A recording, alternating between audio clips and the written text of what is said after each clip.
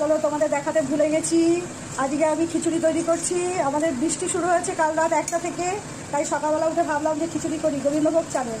এখানে দেখো আমি গাজর, আলু, কুমড়ো আর দুটো ডাঁটা ছিল, ডাঁটা সব দিয়ে ভেজে নিয়েছি।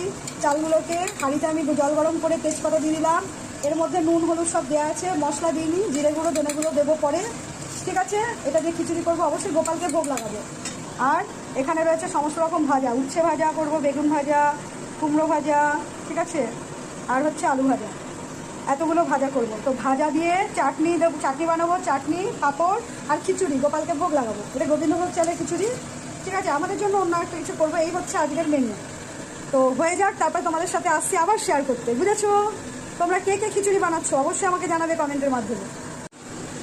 দেখো কত টকবক করে ফুটছে, শুধু একটু লবণ দিতে হবে, কারণ লবণ দিয়েছি, অল্প হতে পারে।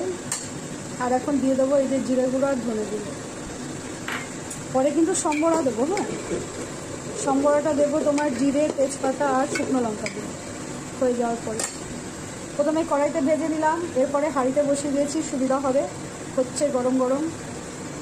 কে কোথা থেকে দেখছো অবশ্যই জানাবে। আর যারা যারা এত বৃষ্টির মধ্যে খিচুড়ি বানাচ্ছ না, ভুল করছো। যদি এখন না বানাও, রাতে বানিয়ে ফেলো। সঙ্গে থাকবে বেগুন ভাজা, আলু ভাজা, চাটনি, পাঁপড় ভাজা, যে যা পছন্দ করো তাই তাই বানিয়ে নাও, এখনও সময় আছে।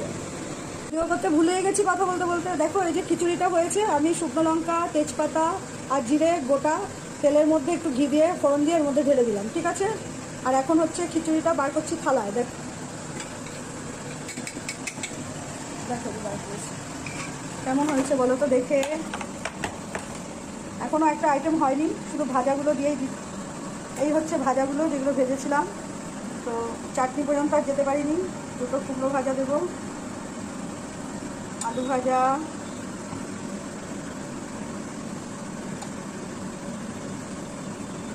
অবশ্যই থাকবে সঙ্গে বেগুন ভাজা।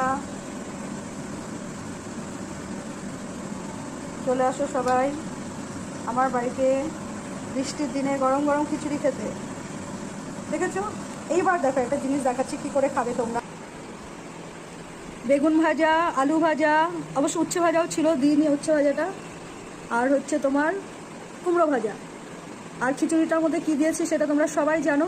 এবার দেখো একটা ভালো মজার জিনিস, এর মধ্যে আমি দিয়ে দেবো লেবুর রস।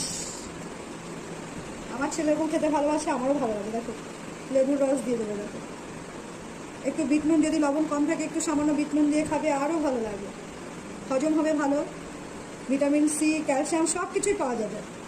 ঠিক আছে, দেখে নিলে তোমরা। এই দেখো